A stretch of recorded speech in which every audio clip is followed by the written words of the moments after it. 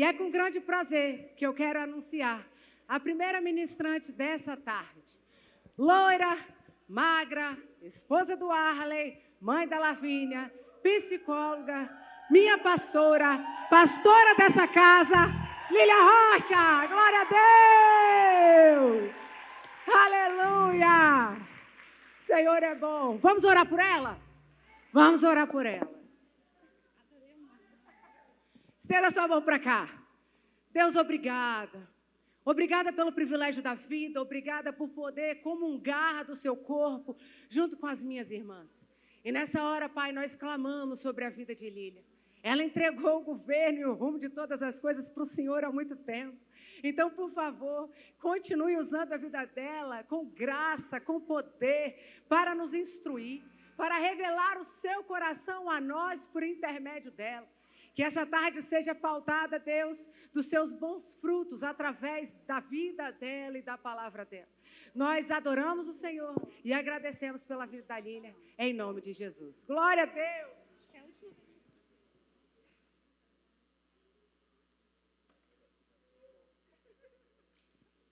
Boa tarde!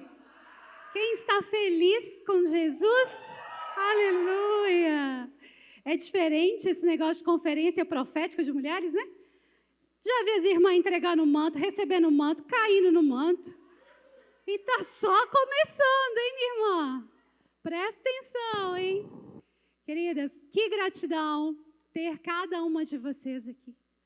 Nossa, meu coração jubila de tanta alegria e de tantas igrejas aqui representadas.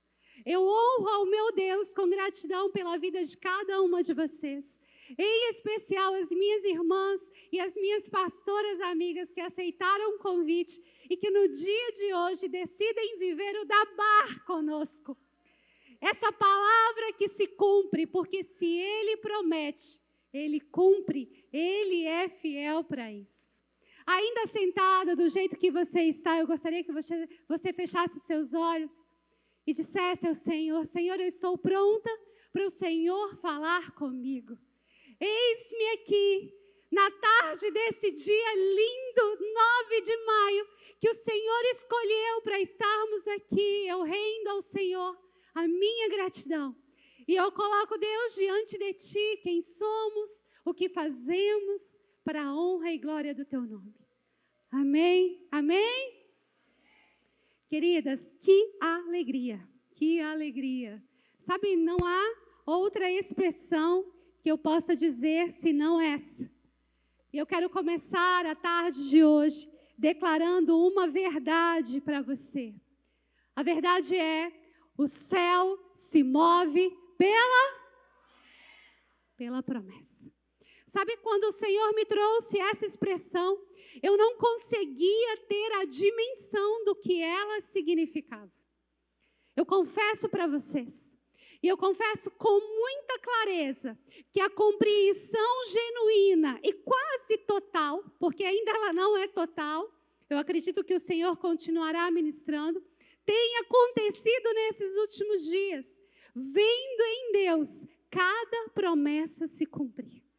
Hoje é um dia marco, para que inclusive você revisite as suas promessas. Você carrega promessas e você possa lembrar-se das promessas que Ele já te fez.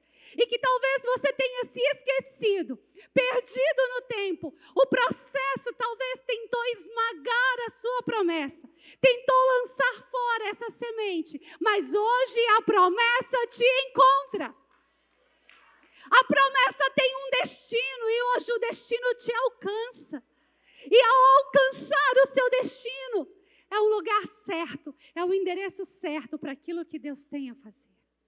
Sabe, eu me deparei ao longo desses últimos dias e eu disse para as minhas irmãs, semana passada, era domingo, nós estávamos lá em casa, o Arley tinha ficado durante todo o tempo preparando a palavra desde sexta-feira.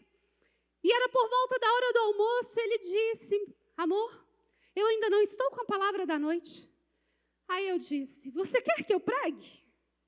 Aí eu já tinha pregado no domingo anterior. E ele disse: mas você já pregou semana passada.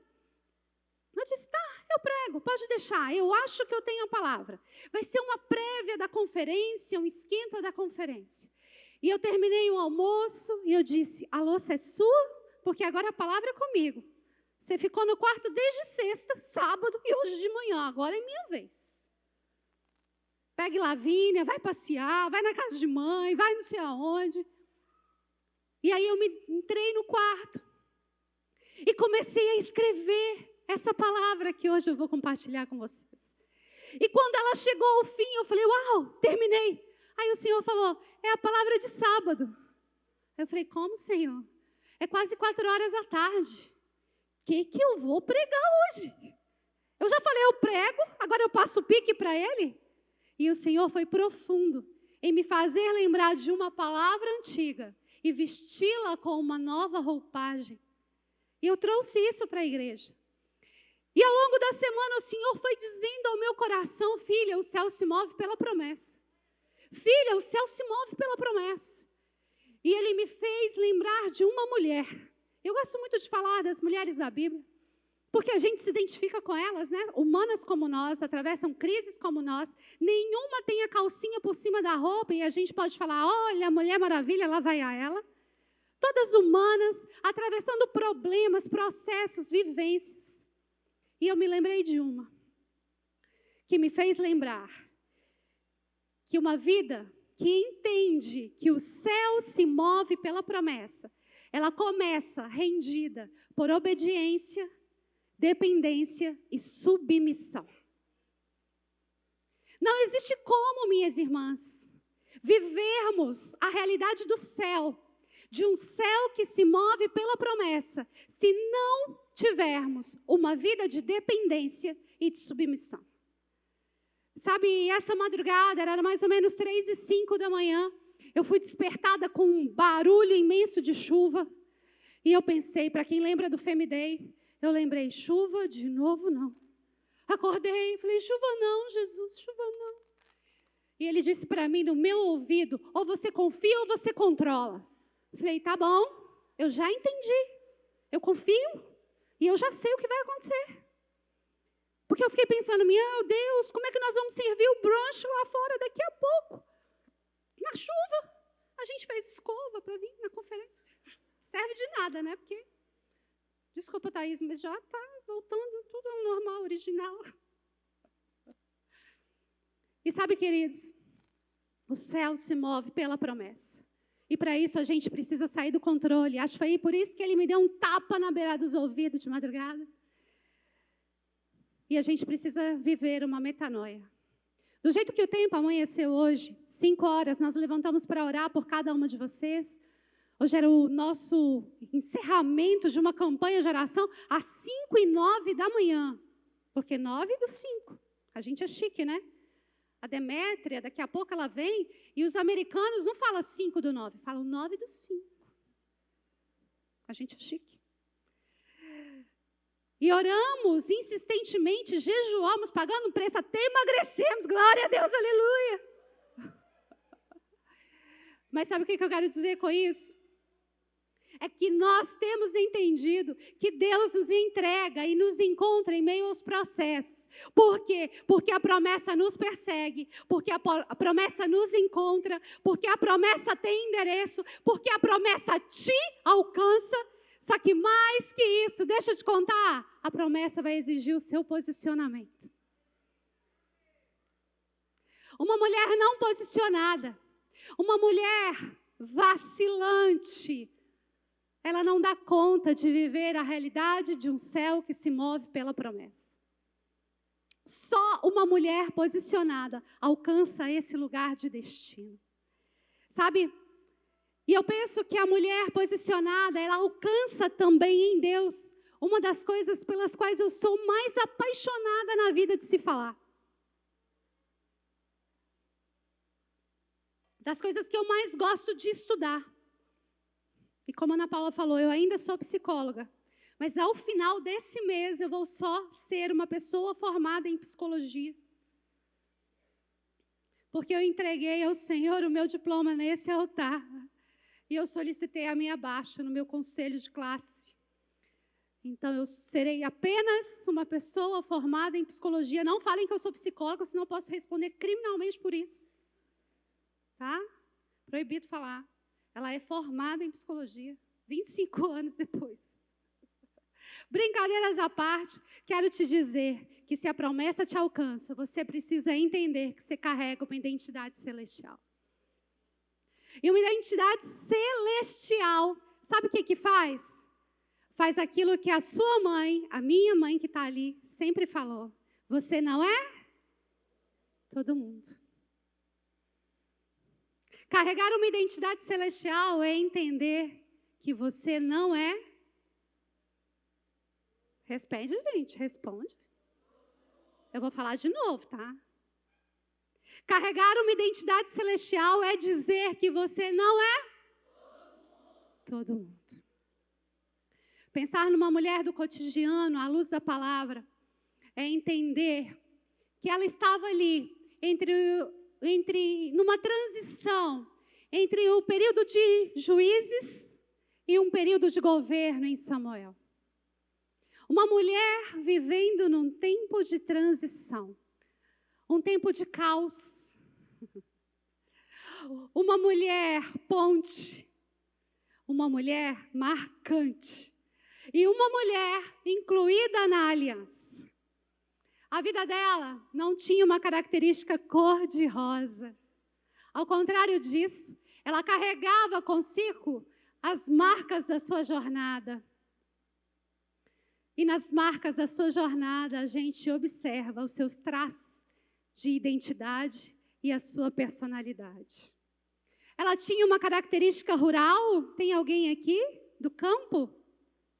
Tem alguém do campo? Levanta sua mão. As minhas irmãs, que alegria tê-las. Como eu quero dar um abraço em cada uma de vocês. Ela viveu algo na esfera do pertencimento, revelando a mim e a você um Deus que age no silêncio. Gentia, estrangeira e em luto. E numa vivência de alta vulnerabilidade. Mas ela decidiu não deixar que a história dela a fizesse refém. Ao contrário disso, ela protagonizou algo que remete hoje a mim e a você. O fato de ser resgatada pelo favor de um Deus que não se esquece de nós. É como dizer a mim e a você, minha irmã, Deus não escolhe aquelas que são prováveis. Olha eu aqui. Ele escolhe aquelas que estão disponíveis a viver uma metanoia. Você está aqui para isso? Amém. E sabe por quê? Eu comecei a pensar nessa mulher a partir da teoria da psicologia. E eu comecei a olhar para ela a partir das suas características de personalidade. Afinal, isso é fácil para mim, né? Eu domino essa técnica e isso é fácil.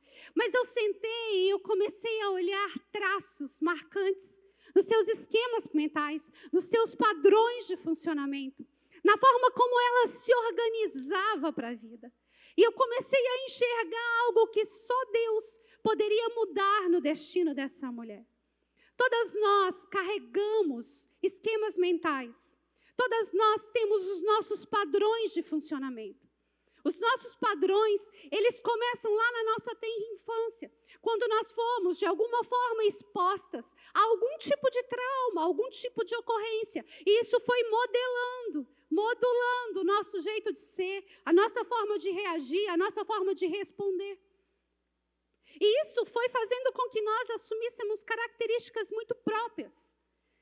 Então, nós vamos vivendo isso, nós assumimos isso é do nosso funcionamento. Inclusive o nosso funcionamento biopsicossocial. Sabe? E aí, é muito fácil para nós, às vezes, repetir padrões.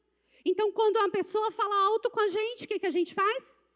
Cada uma responde de um jeito. Tem aquelas que vão para cima, tem aquelas que recuam, tem aquelas que entram no isolamento, não é mesmo?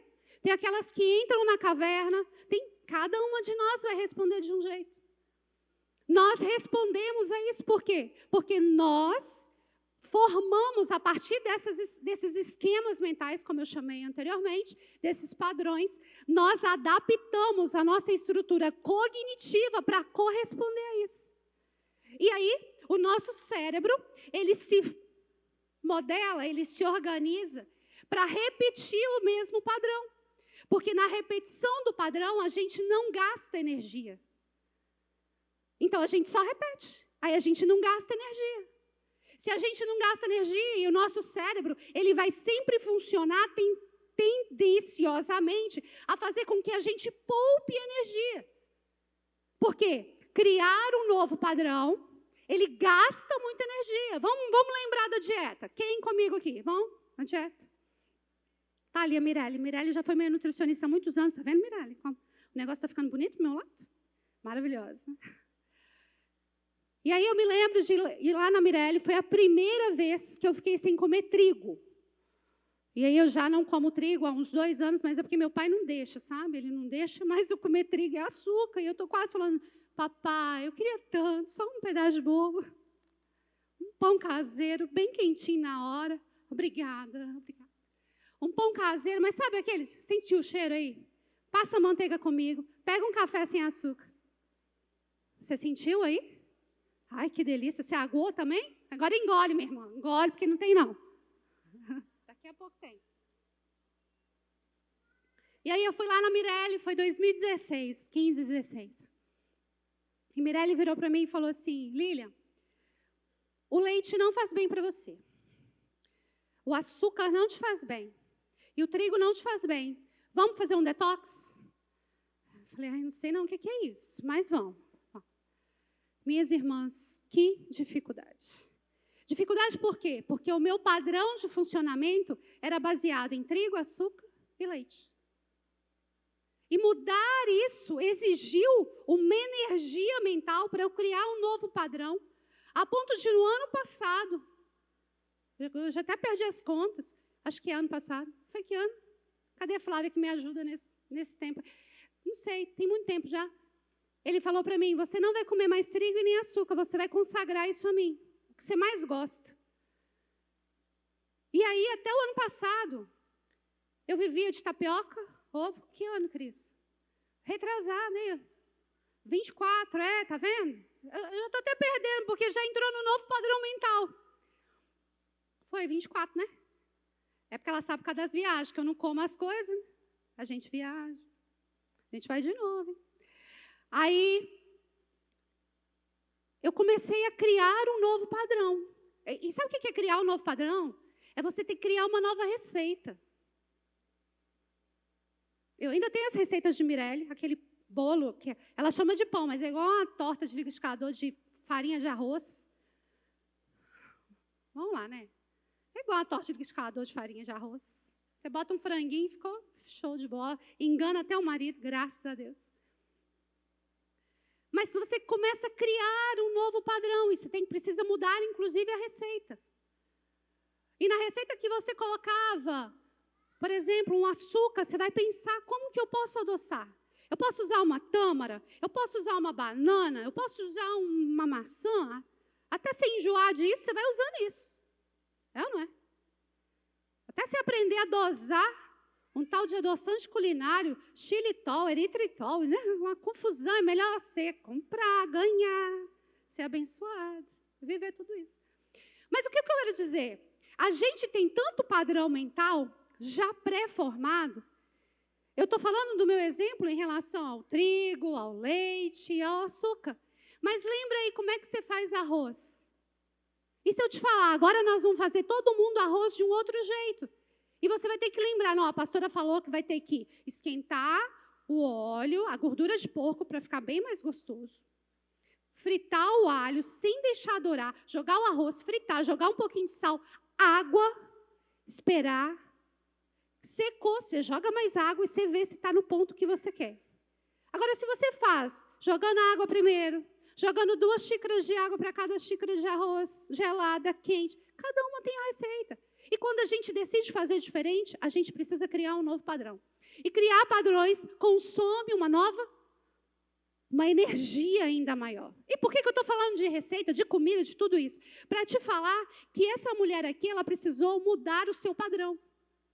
Só que a gente muda o padrão quando a gente vive uma metanoia. O que o texto de Romanos 12, 2 diz para mim? Quem sabe? Lê aí para mim. Não se conformeis com o padrão desse mundo, mas transformai-vos. A transformação vai acontecer quando? Quando o seu padrão mental decidir viver um consumo maior de energia. Porque o nosso padrão humano, a nossa humanidade caminha para a via de repetição. É por isso que às vezes a gente vive uma vida em roda gigante. Mas o Senhor te trouxe aqui porque Ele quer mudar o seu padrão de funcionamento. O seu padrão mental não é mais o mesmo. Ele quer te levar a um outro nível. E sabe, os esquemas, né, que é isso que eu estou falando, esses padrões, não moldam só os nossos pensamentos, eles também modelam as nossas emoções, os nossos comportamentos. E sabe o que me chama a atenção? É que isso se associa à nossa identidade. E às vezes a nossa identidade, ela se funde ou se perde, não porque a gente está corrompida, mas porque a gente vive um padrão corrompido de viver. Mas Deus te trouxe aqui hoje, porque Ele deseja resgatar a sua identidade. Ele deseja fazer com que você entenda quem é, para que veio. E um céu que move sobre a promessa dEle sobre a sua vida vai exigir que você mude a sua forma de pensar. Não dá mais para viver como um velho padrão. É preciso um novo jeito. E eu gostaria de pensar sobre Ruth, uma mulher quase sucumbida pelo processo, que entra na genealogia de Jesus, sendo mãe de Obed, avó de Jessé e bisavó de Davi. Uma mulher que vive algo mais, nada mais e nada menos que aquela em que a promessa alcança para viver o sobrenatural do Senhor. Sabe, eu quero pensar com você a partir de um versículo que ele se destaca para mim no livro de Ruth. Porque às vezes a gente pensa no livro de Ruth, naquele versículo 1,16, né? No capítulo 1,16, que aposto que você sabe de cor. Qual que é? Hã? Onde fores?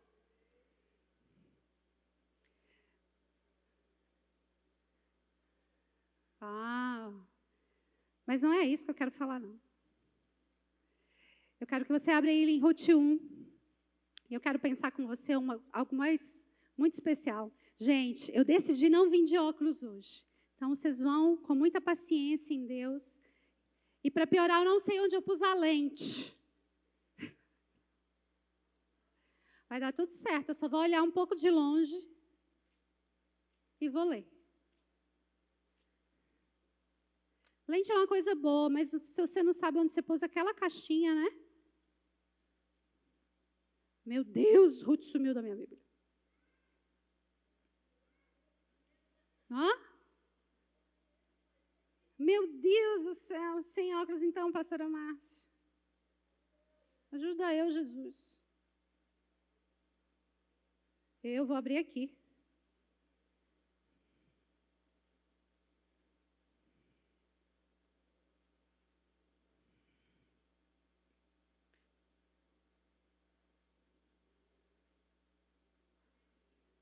Aleluia. Abre aí, Ruth 1.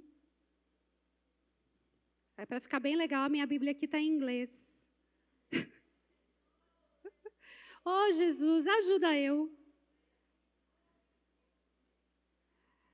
É porque no inglês eu tenho que ler a Bíblia em inglês, gente. Aí eu já deixo aqui em inglês.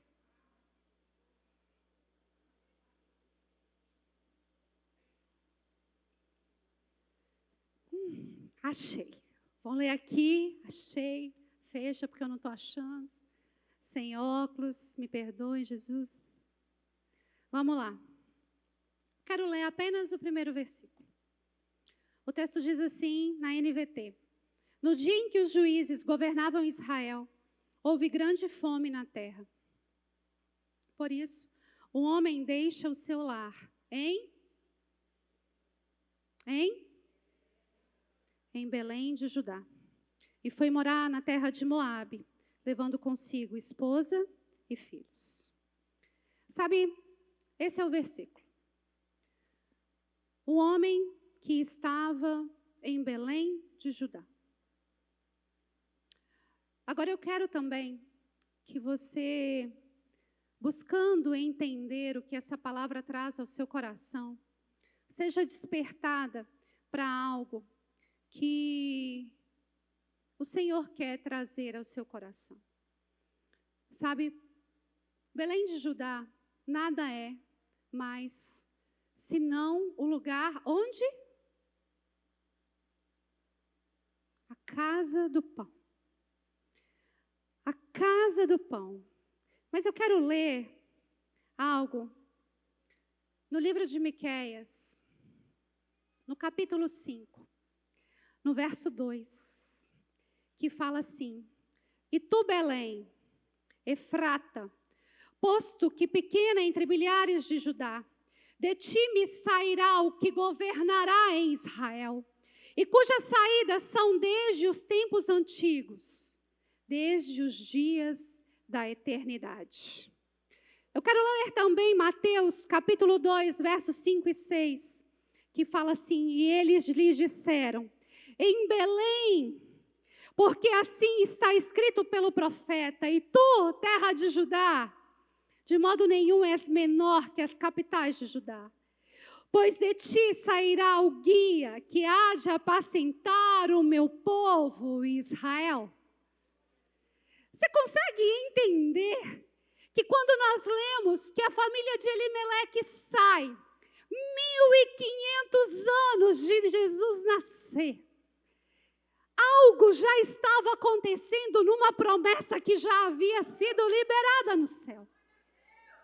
O céu já tinha uma promessa declarada. O tempo era de transição, o tempo de juízes. Ainda não tinha estabelecido um tempo de governo, mas uma promessa já pairava nos céus. Uma promessa que vinha de encontro a uma realidade. E Deus encontra uma mulher chamada Ruth, lá nas terras de Moabe. Na verdade, uma moabita daquele tempo. O povo de Moabe era um povo corrompido pelos seus próprios deleites. Eles eram descendentes de Ló, e você sabe muito bem que povo era esse. Mas numa fatalidade que acomete o seu sogro, o seu marido e o seu cunhado, ela decide acompanhar a sua sogra. E de volta a Belém de Judá, ela se torna uma mulher que protagoniza para nós e para mim a realidade de um céu que se move pela promessa. A promessa do Salvador já estava vigente. Mas para que o Salvador viesse no ventre de Maria, ele precisava de viver e de ter uma genealogia. O Senhor não nasceria de um ovo, me perdoe por essa expressão, mas ele precisava ter uma genealogia. E Ruth se empresta para viver a realidade de um céu que se move pela promessa. Sabe o que é isso? É que Deus não escolhe mulheres improváveis. As mulheres certeiras. Ruth era estrangeira, gentia, não tinha dinheiro, dependente financeiramente, sem marido. Mas Deus a escolheu. Sobre a vida dela, nós lemos na genealogia de Jesus o seu nome estampado e escrito, porque algumas coisas mudaram o seu comportamento para que hoje nós pudéssemos estar aqui, levantando as nossas mãos e cantando: Jesus, Jesus. Sobre essa realidade, nós podemos levantar as mãos e dizer que na enfermidade o nome dele é cura, que na escassez o nome dele é sustento, que na morte o nome dele é vida. É sobre essa realidade. Ruth, ela viveu a promessa. E sabe o que aconteceu? Ela precisou mudar padrões antigos. O padrão antigo que correspondia à época era o padrão da sua cunhada, cujo nome acaba ali. O que a Bíblia fala? Ela se despede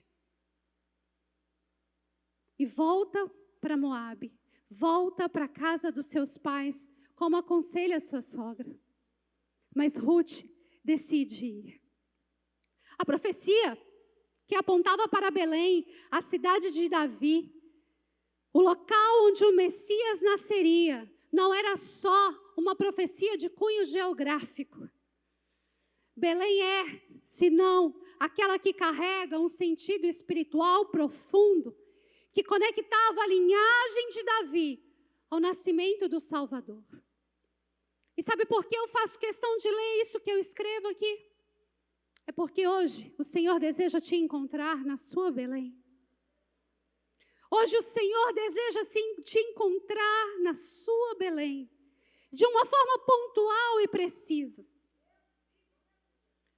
Mas algumas coisas precisam acontecer para que a sua Belém seja uma realidade para esse tempo.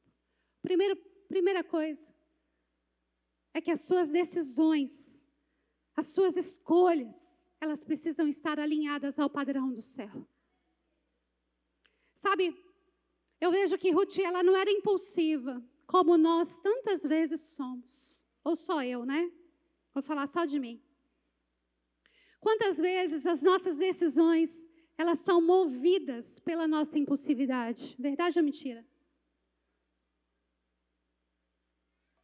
Sabe, às vezes, as nossas decisões movidas pela nossa impulsividade revela tanto as nossas carências e as nossas dependências que a gente não espera Deus agir.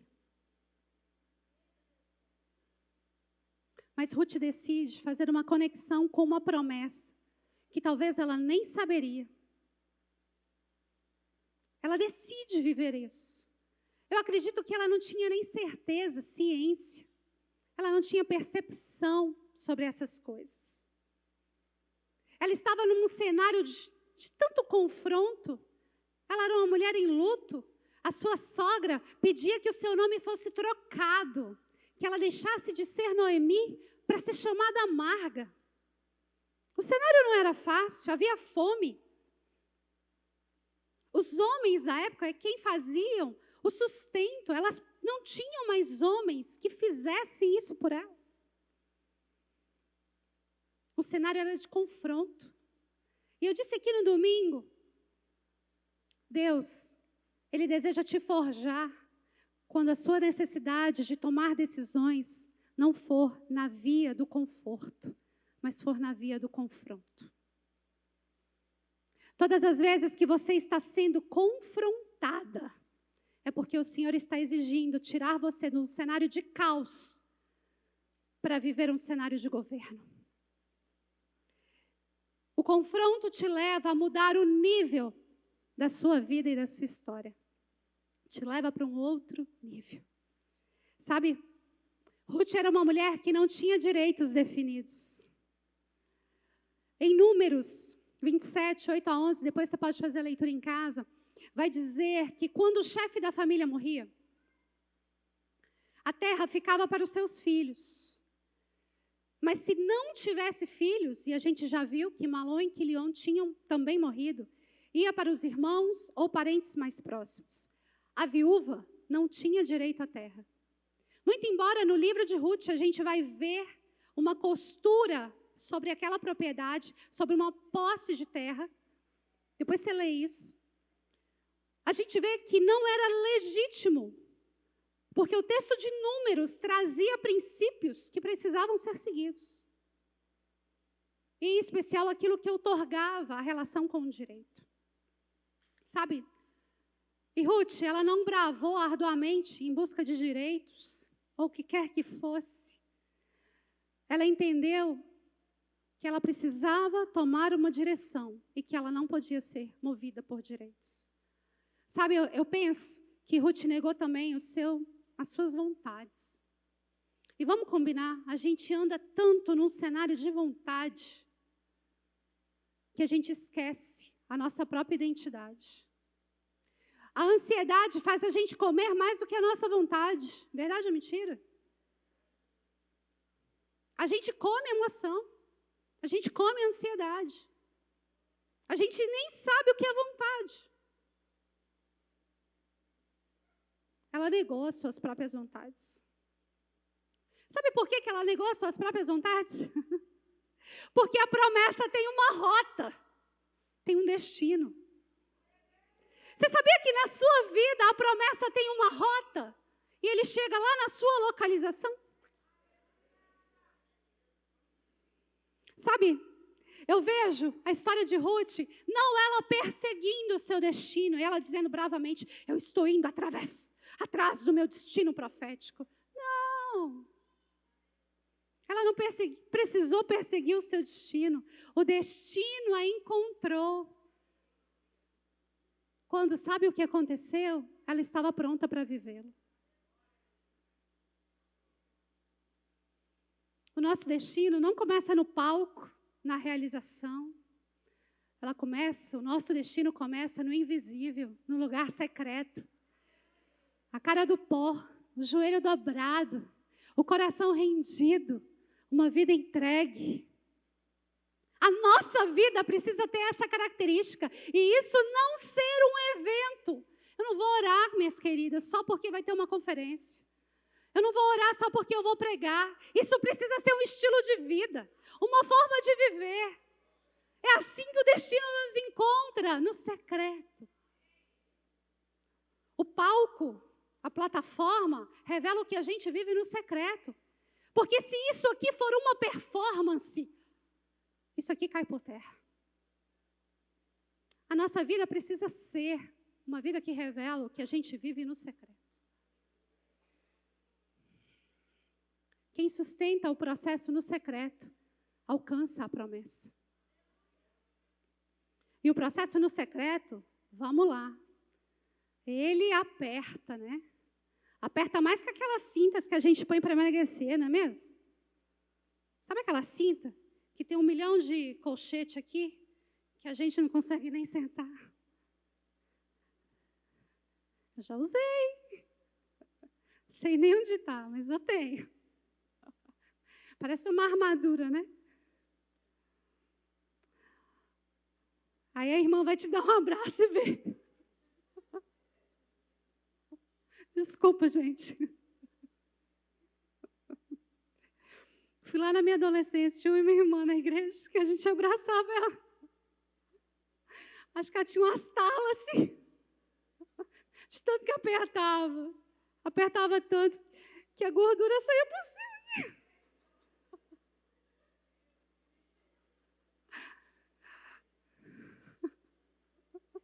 Viajei agora uns 40 anos. Uns 30. Aquilo a gente vê que não é dela. A irmã está gordinha, saindo aqui por cima. O que sustenta o processo é o que está no invisível, é o que ninguém vê.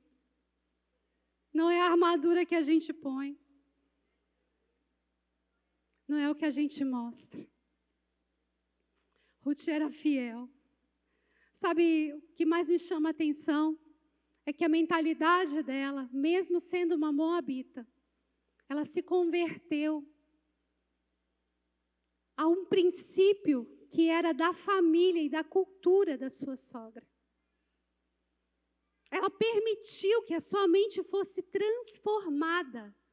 Ela foi, na verdade, né, para Belém com uma nova mentalidade. Mesmo ela tendo características da sua conjuntura de quem ela era, ela decidiu viver uma metanoia, onde não se falava ainda em metanoia. Ela foi para Belém com um novo jeito de pensar. Sabe? E ela era fiel, lindamente fiel. E a fidelidade dela alcançou a promessa. Sabe, A promessa, ela alcança a mim e a você. A promessa, ela se encontra comigo e com você. Mas deixa eu te falar uma coisa. Não tem como a gente encontrar a promessa se a gente se mantiver do mesmo jeito. A nossa vida em ciclos não nos dá acesso ao alcance da promessa. A nossa vida em ciclos nos faz perder da promessa, nos faz distanciar da promessa. Eu gostaria que você ficasse de pé. Ninguém vai colocar a mão na sua cabeça. Pelo menos não nesse momento, porque hoje a gente tem uma liberdade para isso, viu, minha irmã? Aqui hoje é do manto. Mas não nesse momento, por enquanto. Eu gostaria que você começasse a lembrar quais são as promessas do Senhor sobre a sua vida. Eu não sei se o Senhor te falou um dia, você vai ser uma pregadora do Evangelho. Você vai ser aquela que vai levar a palavra às nações. Você vai ser aquela que vai voar em asas de aço, levando o Evangelho. Eu não sei se você carrega uma promessa de ser uma desbravadora, uma Esther para esse tempo. Eu não sei se você carrega a promessa de gerar, de sonhar. Eu quero que hoje você, de olhos fechados, você comece a revisitar as suas promessas. E antes de pedir que o Senhor as torne real e as cumpra, que você comece a pedir ao Senhor, Senhor, me muda. Muda a minha forma de pensar, muda os meus esquemas, muda os meus padrões para viver e acessar a promessa. Muda em mim, Senhor, do entendimento de que o céu se move pela promessa. Muda em mim o que preciso for e me dê o acesso ao que o Senhor tem para mim. Comece a dizer para o Senhor, Senhor, eu não quero mais viver em ciclos. Eu não quero mais andar perdida, andar errante. Eu não quero mais viver uma vida viciosa. Eu não quero mais viver escondendo, viver perdida. Eu não quero mais fugir, eu não quero mais enfrentar, eu não quero mais correr, eu não quero mais me desgastar. Eu quero viver a totalidade da promessa. Porque o Senhor é Deus de obras completas sobre mim. Comece a dizer ao Senhor, Senhor, eu não abro mão. Eu quero me lembrar de todas as promessas que eu alcanço, que eu atinjo, que o Senhor me fez, que o Senhor me deu, para que no nome do Senhor elas se cumpram e eu possa dizer, eu vou viver a totalidade da promessa, porque é um Deus que não mente, um Deus que não se esquece, um Deus que nos alcança, um Deus que tem zelo pela sua palavra, um Deus que não erra, um Deus que nos chama pelo nome, um Deus que nos diz, filho e filha, eu te chamei, eu te escolhi desde o ventre. Comece a se lembrar, eu não sei qual é a promessa que você carrega, mas eu sei que ela tem vida. E se ela está escondida em um lugar onde você está com muita dificuldade de acessar, eu quero te dar uma dica nessa tarde. Saia do seu lugar, venha para o altar e comece a dizer, Senhor, eu carrego sim promessa, mas eu não estou conseguindo enxergar, ou eu tenho tanta dificuldade em viver, que eu quero hoje, Senhor, dar um passo de fé e romper no sobrenatural. Eu me lembro das promessas que o Senhor me fez. Promessas às vezes tão antigas, tão caducadas com o tempo. Mas eu não vou me deixar, Senhor, me perder por elas. Eu quero viver a totalidade da promessa. E o Senhor traz ao meu espírito e ao meu coração de forma muito pontual que existem pessoas com promessas adormecidas e adoecidas. Existem sonhos em gavetas. Existem sonhos em gavetas. O Senhor está te dizendo, tire o seu sonho da gaveta. Tire a promessa que eu te dei dessa gaveta. E eu quero te convidar, você que está em cima, que tem promessa e que não consegue viver, você que está aqui, aquelas que têm dificuldades em entender, em compreender, saia do seu lugar. O Deus de obras completas deseja fazer diferente nessa tarde. E Ele vai trazer você aqui para mudar o destino da sua história. Pastor, eu vou me expor. Não, você vai ser selada. É um selo. Ramanahachu e Aramahashu.